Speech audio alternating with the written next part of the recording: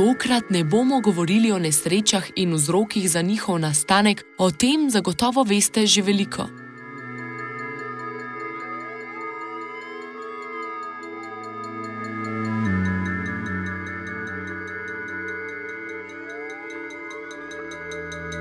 Pri predmetu naravne nesreče in njihov vpliv na okolje, prostor in družbo bomo spoznali, kako se družba, organizacije in posamezniki organiziramo, da smo pripravljeni na nesreče velikega obsega. Temeljni koncept odziva na vse vrste nesreč je cikel obvladovanja, po angleško Emergency Management Cycle.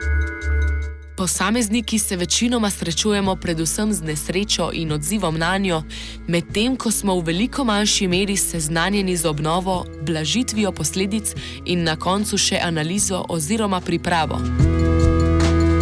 Pri nesrečah manjšega obsega logistika in koordinacija potekata rutinirano. Sočasno na terenu sodeluje tudi do 30 oseb, za organizacijo pa v povprečju skrbi do 5 oseb.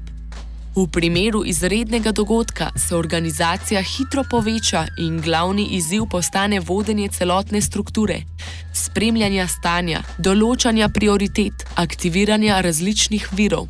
To je zahtevno in pogosto prikrito ozadje velike zgodbe. Pri tako veliki organizaciji je velikega pomena sodelovanje strokovnjakov iz številnih strok v različnih fazah cikla obvladovanja nesreč. Glede na naravo in obseg nesreče lahko sodelujejo psihologi, biologi, elektrotehniki, informatiki, strojniki, kemiki, agronomi, ekonomisti, pravniki, novinarji in mnogi drugi strokovnjaki. V takih primerih in pri takem obsegu potrebujemo poleg sistemov podpore in usposobljenih organizacij tudi primerne in dovolj velike centre za upravljanje.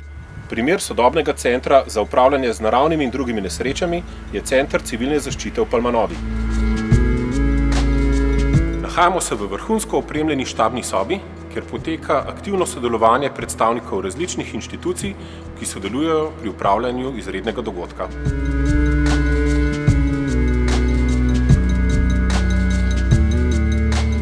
Takrat je tu stičišče vseh informacij, ki so potrebne za sprejemanje odločitev za ustrezno strokovno in politično podporo.